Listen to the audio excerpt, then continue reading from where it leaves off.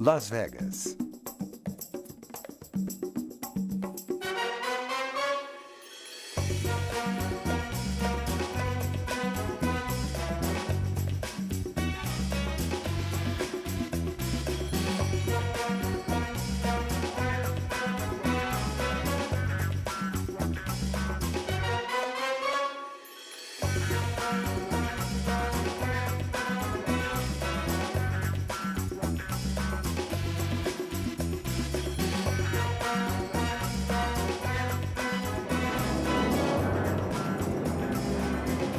Nossa, é incrível. Eu não sei como conseguem fazer isso. Oi, tudo bem? Oi, Jack, como é que vai? Oi. Olá. Las Vegas. Tá bonitão, hein? Muito bem. Oi. Oi. Olá. Isso é incrível, absolutamente incrível. É uma típica noite de Las Vegas. A cidade cheia de vida, uma cidade que nunca dorme. Temos as pirâmides ali, a Torre Eiffel por ali. E aqui pertinho estamos em Veneza. Tudo falso, é claro. Genuinamente falso. Na verdade, muita gente boa diz que prefere isto ao original. O que estão fazendo aqui? O que parece que estamos fazendo aqui? Como eu dizia... Estão gravando sem mim. Quem é você? Sou o verdadeiro você. Não, não é? Eu sou o verdadeiro eu. Espera aí. Então prova. Bom, eu vou embora.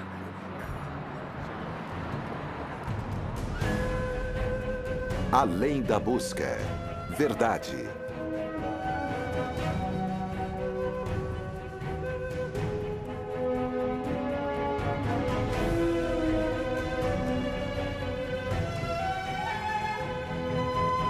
Liberdade.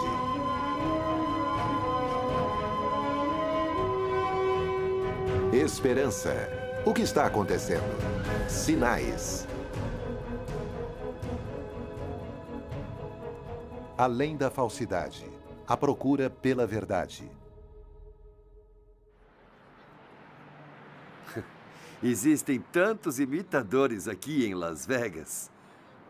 Até o Elvis continua vivo. Na verdade, vários deles.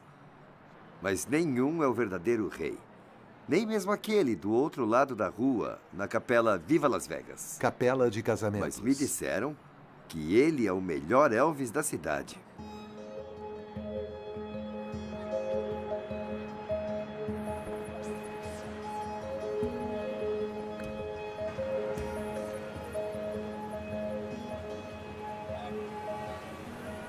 Tudo pode ser falsificado. Que fique registrado, esta é a verdadeira Torre Eiffel e eu estou em Paris. Estou à procura da maior das falsificações.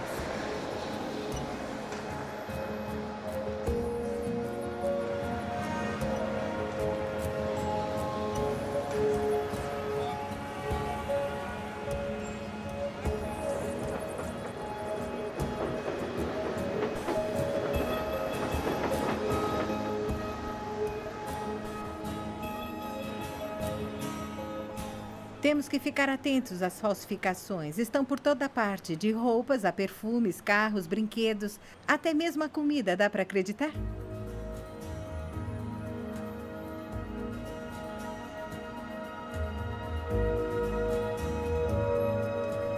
Museu da Falsificação, Rua da Fazanderie, 16. Em tradução livre, esta rua se chama a Rua do Engano ou da Trapaça. Um endereço apropriado para o que eu procuro.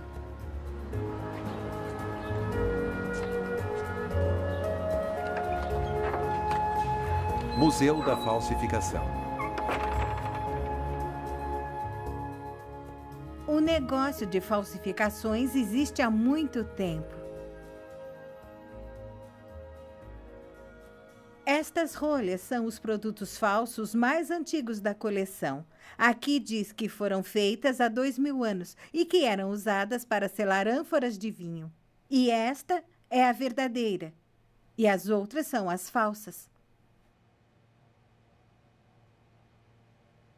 Aposto que esses falsificadores ficariam atônitos com o quanto as falsificações evoluíram nos últimos 2000 anos. Hoje, elas representam 7% do comércio mundial e custam à economia global cerca de 500 bilhões de dólares por ano.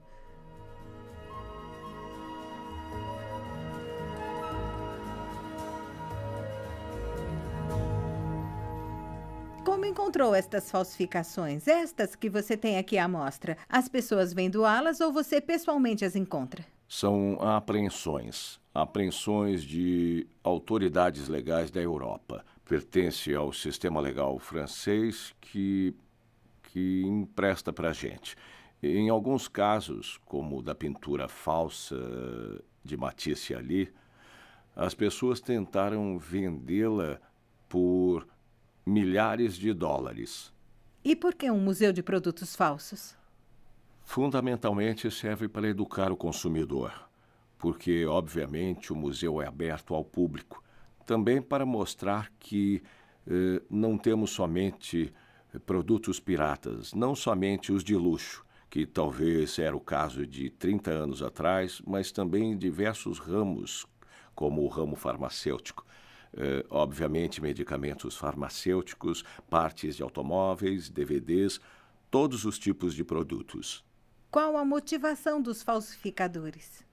Eu acho bem simples a resposta sobre a motivação de falsificadores. Querem ganhar dinheiro, fazem de tudo para obter o maior lucro investindo o mínimo. Qual o teu conselho aos consumidores? Como sabem se o produto é pirata? Não existe uma fórmula milagrosa, porque existem tantas falsificações em tantas áreas de produtos que não há uma fórmula milagrosa. Entretanto, acredito que o senso comum é uma boa forma de saber o que é falsificação. Não existe um negócio milagroso que faz uma bolsa da moda custar 40% menos. Se encontrarmos um preço barato que é fora do normal, se analisarmos um produto e acreditarmos que a qualidade não é tão boa, se a embalagem não é bem feita, ou se comprarmos num lugar onde a marca não deveria ser vendida, como num beco escuro, em Bangkok, ou num porta-malas de um carro, onde normalmente não encontramos esse produto, precisamos nos questionar.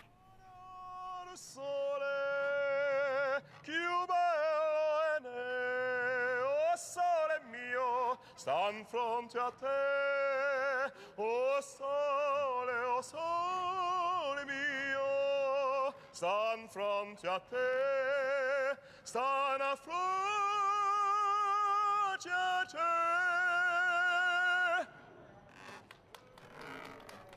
Se uma coisa é copiada, quer dizer que tem valor. Você pode copiar uma nota de 50, mas ninguém falsificaria uma bituca de cigarro.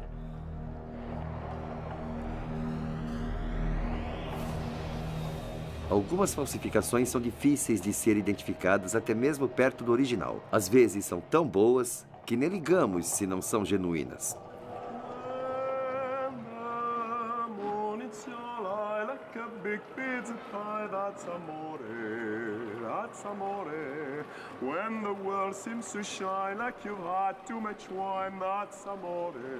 Então, como sabemos se uma coisa é verdadeira ou não?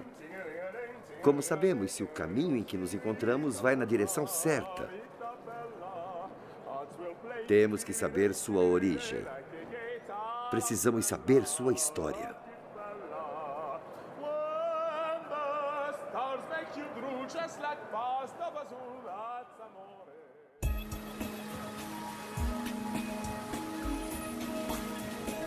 Coliseu, Roma.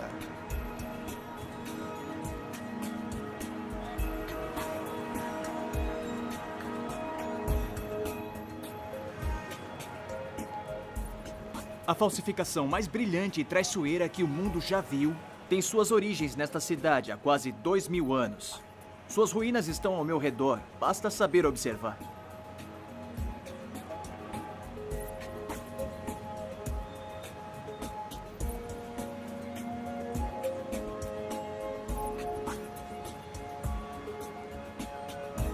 O produto original começou com Jesus, que morava nas redondezas do Império Romano, uns 2.000 quilômetros naquele sentido.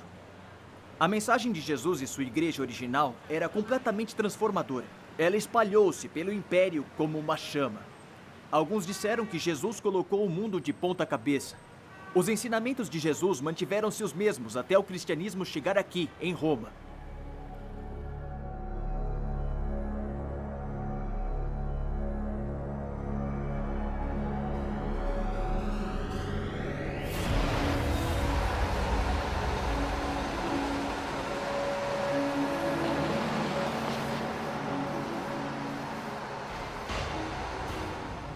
De certa forma, Roma era como Las Vegas. Era a cidade do excesso, da diversão e da luxúria. Um lugar difícil de sobreviver para quem é contra a maioria.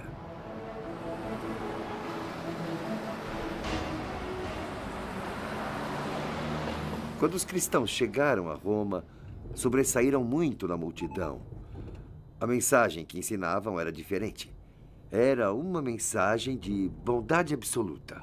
Afirmavam que seu Jesus, que tinha sido crucificado e que retornou à vida, era o único caminho da salvação.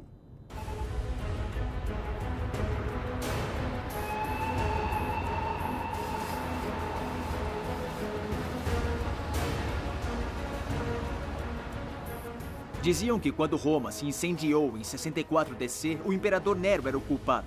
Ainda assim, ele culpou os cristãos. Vários foram jogados aos leões, outros crucificados e queimados. Era perigoso ser cristão em Roma, mas era ainda mais perigoso ser judeu. Eram vistos como o grupo mais problemático do império.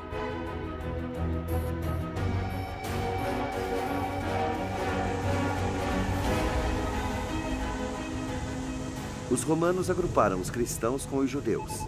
Afinal de contas, Jesus era judeu. A Bíblia foi escrita por judeus. Seus líderes eram judeus. E eles mantinham os mesmos dias santos dos judeus. Deu para ver o problema? Se fazem as mesmas coisas, devem ser o mesmo povo, certo?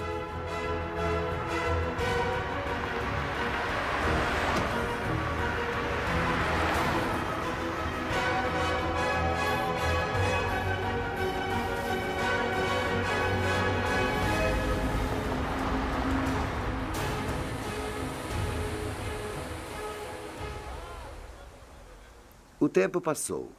Com as ondas de perseguição, os cristãos em Roma começaram a amenizar sua mensagem.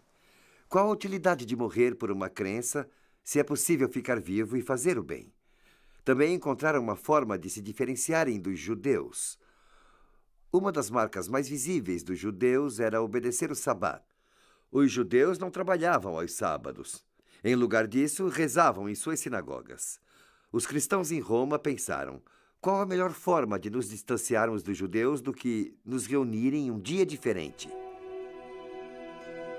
Fontana di Trevi, Roma.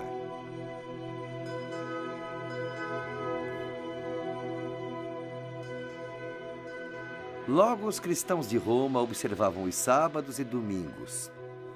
Os cristãos de outras partes, como Jerusalém, Corinto, Milão, ainda se reuniam somente aos sábados. Mas quando visitavam Roma, vários adotavam a prática dos cristãos romanos. Como Ambrósio, o bispo de Milão, disse, e tenho certeza de que já ouviram esse provérbio: quando em Roma, faça como os romanos.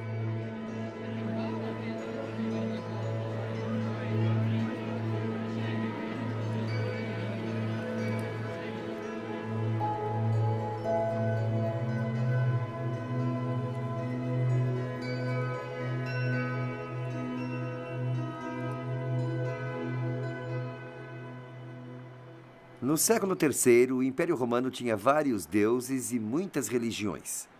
Mas o deus mais importante era o Sol, o Invictus, o Deus Sol. Era o período de Constantino, nos anos 300. Ele foi aclamado o primeiro imperador romano cristão e esse arco comemora o seu reinado. Constantino tinha um problema. Ele tinha os pagãos aqui à esquerda endeusando o Sol e os cristãos aqui à direita aclamando Deus. E ele encontrou-se no meio tentando unir a todos. E com dois polos tão opostos, o que fez Constantino? Bem, ele tinha um plano.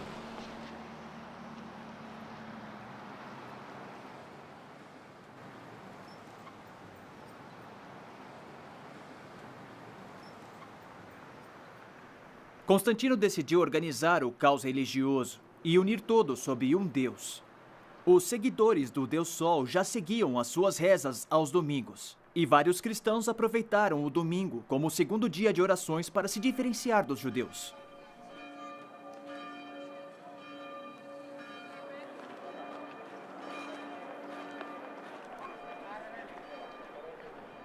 Então, como grande político que era, Constantino encontrou no domingo a oportunidade de unir as duas facções. Ele apresentou uma lei para tornar o domingo um feriado oficial.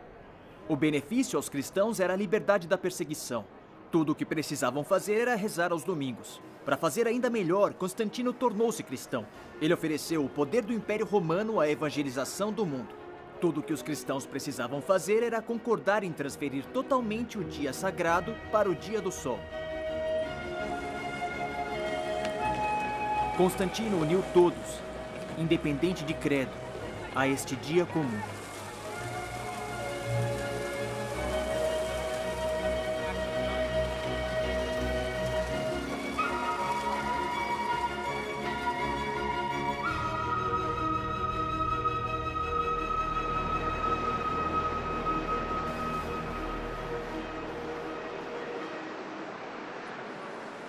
Pouco a pouco, a mensagem original de Jesus, que mudou o mundo, era substituída por outra mensagem politicamente correta, barata e aceitável.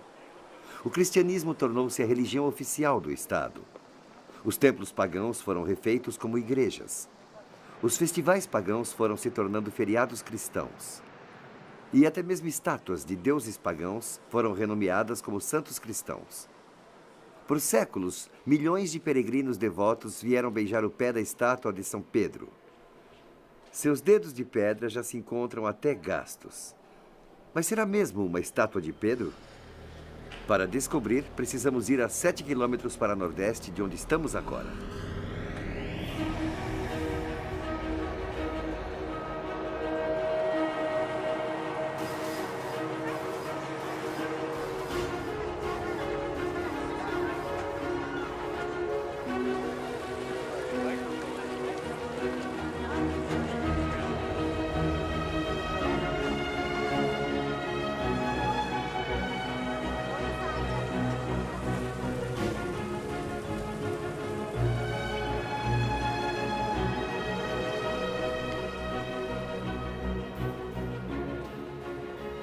Panteão, Roma.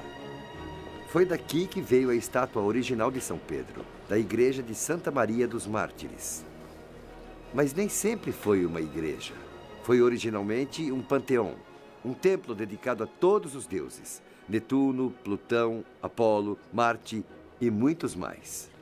No ano 609, o imperador bizantino Fercus doou o templo ao Papa Bonifácio IV, que o converteu em uma igreja. Os deuses de pedra foram simplesmente alterados e renomeados como heróis cristãos. A maioria deles está no Museu do Vaticano, mas a maior de todas as estátuas, o ídolo do deus Júpiter, tornou-se São Pedro.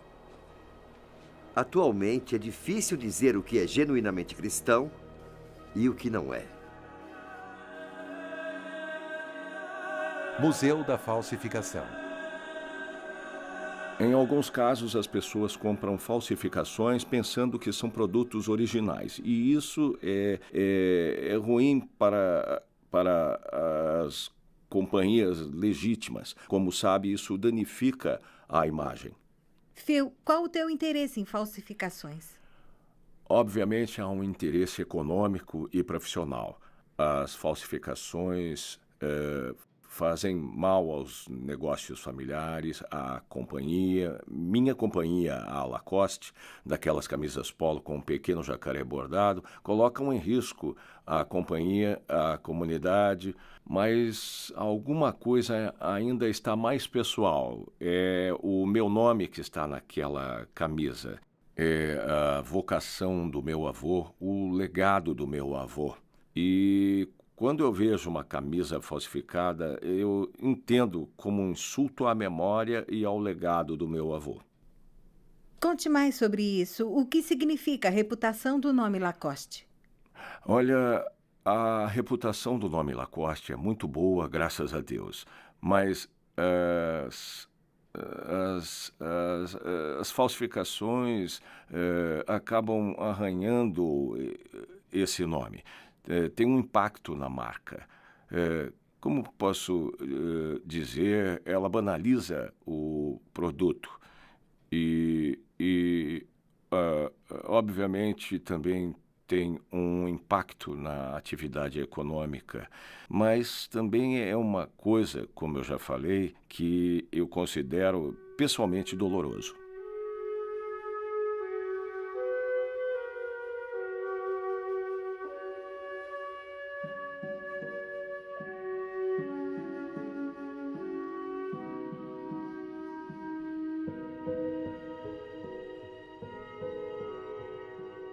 Se Deus tivesse uma marca ou um símbolo, ele seria o 7º dia de Sabá. Está no centro de suas leis e o identifica como o legítimo dono do planeta Terra e tudo nele, incluindo eu e você. Em 6 dias, Deus criou o paraíso e a terra e tudo o que há neles. E no 7º dia descansou. Não algum 7º, mas no 7º sábado, o Sabá. A Bíblia diz que Deus criou o Sabá como um sinal, um símbolo, como uma marca. Ele representa o sentido da companhia de Jesus, descanso para a alma, que confia em Deus como nosso guardião. Toda a ideia de ser um amigo de Deus e não um simples robô.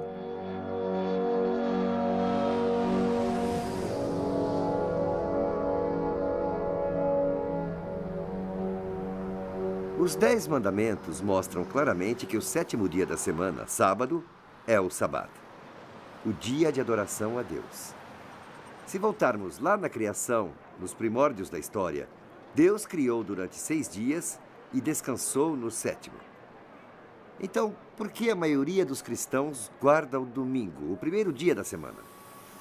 E será que importa qual é o dia de adoração?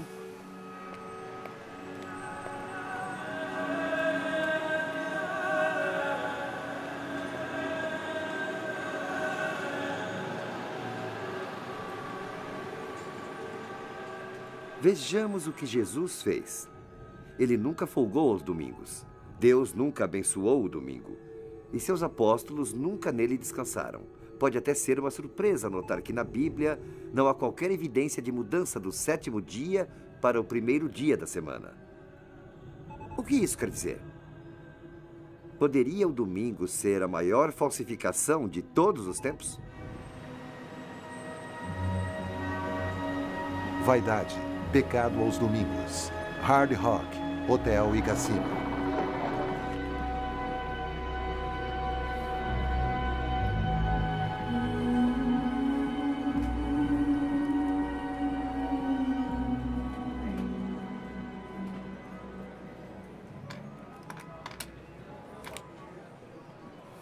Quando nos referimos a dinheiro falso, o Banco Central da Austrália faz essa observação. Para determinar se uma nota suspeita é falsa, o melhor é compará-la a uma nota comprovadamente original. É um princípio importante. A melhor forma de descobrir o falso é compará-lo com o verdadeiro.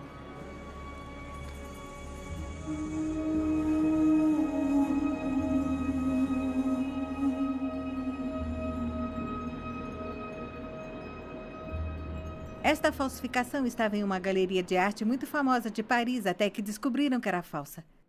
Querem saber? Acho que ficaram bem irritados quando descobriram que não era genuína. Mas algumas falsificações, se nos enganarem, têm consequências muito mais graves do que um ego arranhado. Para o consumidor, pode ser muito perigoso quando estamos falando de peças de automóveis que são de baixa qualidade, quando estamos falando de medicamentos que podem até conter alguns elementos ou componentes que fazem mal à saúde. Tudo pode colocar nossa vida em perigo. Temos como exemplo o leite falsificado para bebês, leite em pó, que já matou mais ou menos 200 bebês e causou doenças em vários outros. Um preservativo não irá nos proteger contra doenças e podemos contrair, em especial, o HIV. Esses são alguns perigos que corremos com as falsificações. As falsificações mais perigosas são as que ameaçam nossas vidas. Se acabarmos com uma peça de carro falsa, ela pode nos matar. Mas se somos enganados por uma religião falsificada, bem, as consequências serão eternas. Eu sei que vários bons cristãos vão à igreja aos domingos, completamente alheios ao fato de estarem sendo enganados. Sei disso, pois quando eu era mais novo, eu fui criado para obedecer o descanso dominical. Mas então eu li o Shabat na Bíblia e sobre a falsificação. E sei bem o que pensei quando descobri que estava sendo enganado. Se você for parecido comigo, pode estar pensando, que história bonita, Geoff. Mas e daí? Considere isso. Uma das estratégias do demônio, desde o princípio, foi questionar a palavra e a autoridade de Deus. A primeira frase que disse a Eva foi: Deus disse mesmo que não se pode comer de nenhuma árvore do jardim? O que Deus tinha dito, na verdade, foi: podem comer de qualquer árvore, menos dessa aqui. A primeira afirmação falsa foi para desqualificar a autoridade de Deus. Deus disse que uma árvore era diferente das outras. O demônio disse que não, são todas iguais. E querem saber? Ele usa o mesmo argumento contra o Shabat. Não importa qual dia do descanso. São todos iguais. Então por que não orar aos domingos? Bom, o Shabat do sétimo dia é a marca de Deus. Seu símbolo, seu dia sagrado, marca a sua autoridade. Por isso, alterá-lo é desafiar a infinita autoridade de Deus. E sabe de uma coisa? É de se esperar que o diabo ataque uma coisa assim, tão importante. O Shabat, o produto verdadeiro, é o símbolo mais importante de Deus. Compaixão, relacionamentos e amor. E como uma marca ou um símbolo representa tudo o que uma companhia é, seus valores e sua autoridade, então o Shabat representa o Criador e tudo o que ele é. A falsificação do Shabat desqualifica todas essas coisas. Então, como podemos nos proteger das falsificações? É aí que entra a Bíblia. É a garantia de Deus contra o engodo. O silêncio da Bíblia em relação ao domingo é claro. Então, o que representa um dia? Tudo.